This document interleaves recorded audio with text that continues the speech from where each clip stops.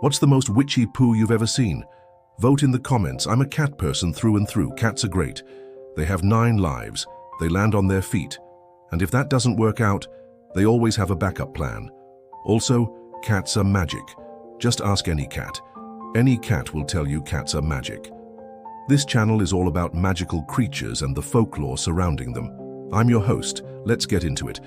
If you want to learn more about the world of witchcraft and magic, there's no better place to start than with a good old-fashioned witch's book. What's that? You don't know any witches? Well, don't worry, because there's an easy fix for that. A holistic doctor uses herbs and natural remedies to help heal the body. That sounds like magic, doesn't it? Well, to some people it is. A holistic doctor is a country doctor. They are usually a general practitioner who treats the whole patient, not just their illness. If a patient comes in with a cough, a holistic doctor will treat the patient as a whole, taking into account diet and lifestyle factors. They might recommend things like elderberry syrup to soothe a cough, or perhaps something stronger like moonshine to kill the fever. This type of medical practice is called folk medicine, and it has been around since the beginning of recorded history. Some people believe that holistic doctors are a bit of a jack of all trades, master of none, but I think that's a little unfair. After all, they're not trying to be specialists. They're just trying to help their patients feel better. And if that means mixing a little bit of science with a little bit of magic, then so be it. A holistic doctor protects kid. If you have a sick child, you might call a holistic doctor to help. Who doesn't love a good old-fashioned root worker? Root workers use traditional recipes to make herbal remedies for all kinds of ailments. If you're feeling a little under the weather, a root worker might give you a tea to help you feel better. Or if you have a more serious illness, they might recommend a stronger remedy.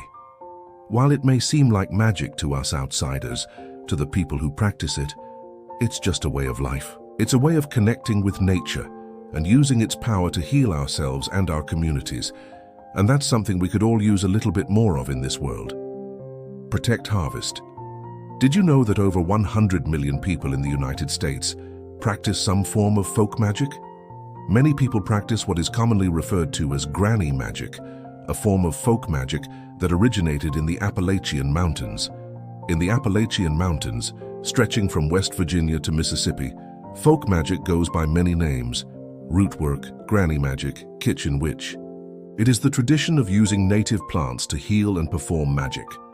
The first people to combine Appalachian nature and spiritual ritual were the Cherokee and Choctaw.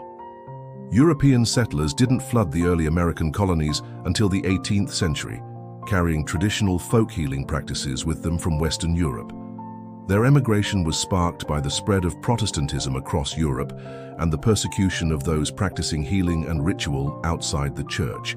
Throughout the years of the Spanish Inquisition, religious institutions used the term witch to identify someone practicing healing and ritual outside the bounds of the Christian church. When these Scottish, Irish, and English settlers arrived, they combined their traditional practices with Native American knowledge about flowers, berries, roots, and leaves native to Appalachia. Settlers from Germany also shared their wisdom about rituals and natural remedies, and people of African descent shared their traditions as well. Out of this large melting pot was born a uniquely American faith tradition, practiced mostly by familial matriarchs. They became known as wise women or wise girls. These women were highly respected in their communities and were often called upon to help with everything from healing the sick to delivering babies to protecting the community from harm. Today, Grannie Magic is still practiced by some families in Appalachia. While many of the recipes and rituals have been passed down through oral tradition, there are a few books that have been published on the subject. Very good cook. October 31st is a high holiday for many people in the United States, also known as Halloween. People dress up in costumes and go door-to-door trick or treating. They also carve pumpkins and tell scary stories. But did you know that Halloween is also a time when the veil between the living and the dead is at its thinnest? On this night, ghosts can roam freely and communicate with the living. Some people believe that ghosts may even visit their homes on Halloween. That's why it's important to leave out food and drink offerings for them. So where does this strange holiday come from? Well, the origins of Halloween can be traced back to the ancient Celtic festival of Samhain. The Celts celebrated their new year on November 1st, and the day before was known as Samhain. The Celts believed that on this night, the souls of the dead returned to earth. To honor the dead, they built huge bonfires and wore costumes made of animal skins. They also left out food and drink offerings. Over time, the holiday has evolved into what we now celebrate as Halloween. Thanks for watching. See you next time. If you like this video, please like and subscribe. In the Appalachian Mountains, stretching from West Virginia to Mississippi, folk magic goes by many names: root work, granny magic, kitchen witchery, and even witchcraft. At its core, it's the tradition of using native plants to heal and perform magic, a practice deeply rooted in the region's rich history and diverse cultural influences. The origins of this magical tradition can be traced back to the Cherokee and Choctaw, the first people to combine Appalachian nature with spiritual ritual. It wasn't until the 18th century that European settlers began to flood the early American colonies, bringing with them traditional folk healing practices from Western Europe. Their migration was largely driven by the spread of Protestantism across Europe and the persecution of those practicing outside the church. During the Spanish Inquisition, religious institutions often used the term witch to identify anyone practicing healing and ritual beyond the bounds of the Christian church. As Scottish, Irish, and English settlers arrived in Appalachia, they blended their traditional practices with Native American knowledge of the local flora. The newcomers learned about flowers, berries, roots, and leaves native to the region, while settlers from Germany and people of African descent contributed their own wisdom about rituals and natural remedies. This melting pot of cultures gave birth to a uniquely American faith tradition, primarily practiced by familial matriarchs. One particular flavor of this tradition is known as Grannie Magic or Granny Witchcraft. Within these practices, older women, affectionately called grannies, served as midwives, healers, and stewards of ancestral knowledge within their communities. These wise women possessed an intimate understanding of the natural world and its hidden powers. Among the many facets of Granny Magic, cat magic holds a special place. Cats have long been associated with the mystical and supernatural, and in Appalachian folk magic, they're often seen as protectors and companions to the wise women.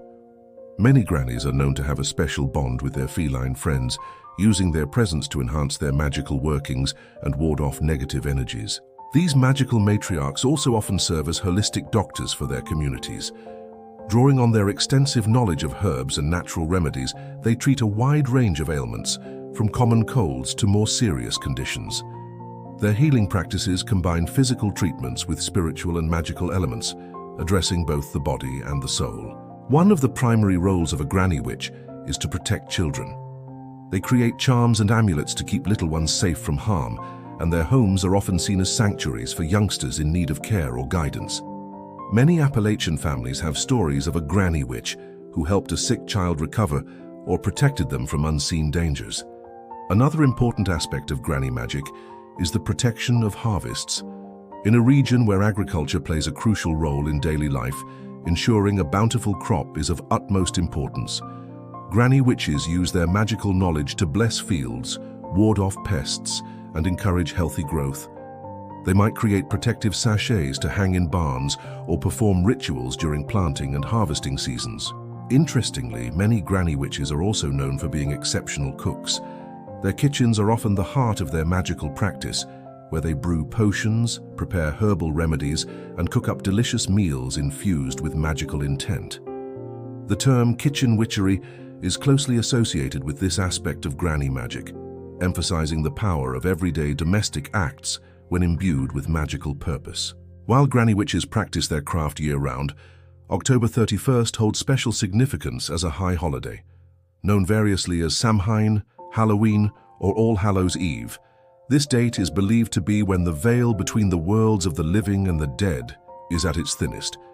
Granny witches often perform important rituals on this night, honoring ancestors, divining the future, and renewing their magical energies for the coming year.